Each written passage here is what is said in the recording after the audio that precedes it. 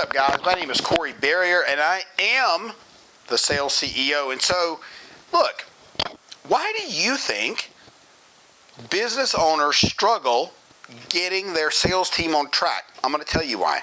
Because business owners get into the position of the owner, and they forget the fundamentals about working with your sales team, training every single week, doing role play, making sure your team understands what they're selling. You may think they get it, but when they're in front of the customer, you're not in front of the customer, they are. So why would you not train your salespeople every single week? And I mean every week.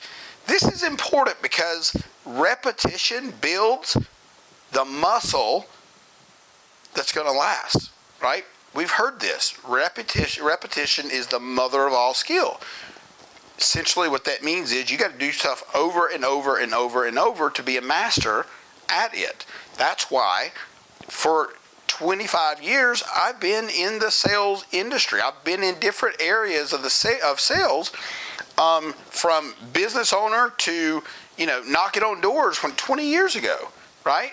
Selling Cutco knives or wireless or you name it, I've been in it. So one common thing that I see salespeople do is they project their own bank account onto the customer. Let me explain what that means. Here's the first way that I could pitch this. Mr. Customer, listen, I think this product or service is going to be the solution for you, but it's a bit expensive. And if you don't want me to tell you about how expensive it is, great. Something along those lines. That was actually a really shitty way of saying it. But the point is that a less confident salesperson is going to say those things. They're going to say, well, it's expensive, or, well, this is a really expensive solution, or, this may not be for you, or whatever the case may be. And a confident salesperson says, hey, Mr. Customer, you're going to lose money every single day that you don't work with me. Every single day you don't use my product or service, you're going to lose money. That thing that you called me for, that revenue problem, is just going to get bigger and bigger and bigger. Not in a positive way, but in a negative way. Could get so bad that you lose your company. Now, would it make sense for you to make this investment to make sure you don't lose any more salespeople, any more customers, and ultimately lose your business? Because that, my friend, is an absolute possibility.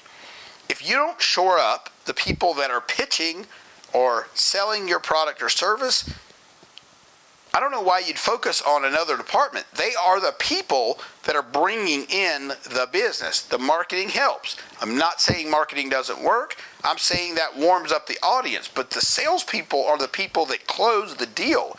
They're the people that have the people skills to size up a customer, to understand what they need, what solutions they need, what they don't need.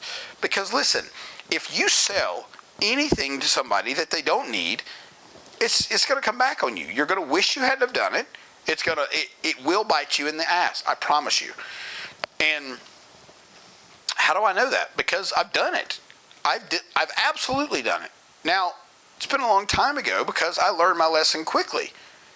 If you're just selling stuff for the money, you're going to fall flat. You're not going to be successful.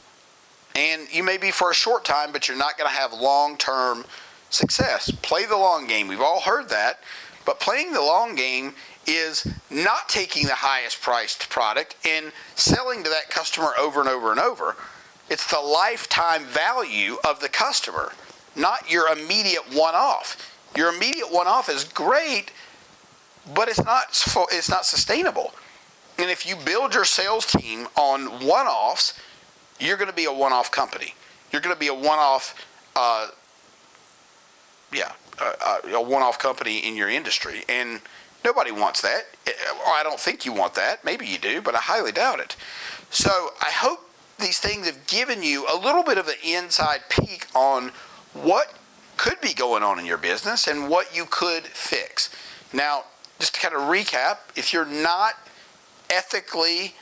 selling ethically, that's a problem. If you're not competent, that's a problem. If you don't know how to sell, that's a problem. If you don't identify as a salesperson, that's a problem. If you don't have people skills, massive problem. If you don't believe in what you're selling, massive problem. So ask yourself, if you are a business owner, does your sales team have all those qualities? And right, that should fall in a lot of those should fall in your core values, but you may or may not have core values, and that may or may not be where you need to start. Because ultimately, if you don't show up like you want your employees to show up, well then how can you expect them to show up like you want them to show up? You can't. You absolutely cannot expect them to show up like you show up. So, or like you want them to show up. They're going to show up just like you show up, because if you come in late, they're going to think it's okay to come in late because the boss does it. Even though you're the boss or the owner or whatever, you're a leader in the industry. You're a leader in your company. People will follow your lead. So if your team sucks, you may want to think about, how am I leading the team? Leadership is such a massive thing when you're talking about a sales organization, because by default, salespeople, lots of them want to make their money, and when they make it, they kick, to stop working until the end of the month, right? Say you hit your quota on November the 14th. Well, you're not really required to do anything else. You've met the bare minimum.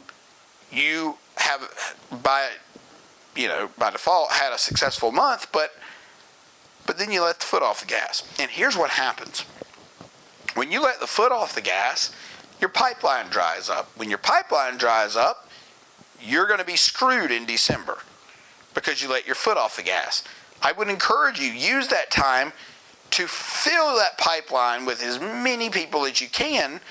Don't stop just because you hit your quota or your goal or whatever it is. Doesn't matter. You got to keep going, because that's the only way that you can grow into a confident closer, a sales legend, which is what you want. That's what I want you to be, and that's what you want you to be. And at the end of the day, if you're not that, I know somebody that can help you. Sales CEO. So you guys have a great day, and thanks for watching.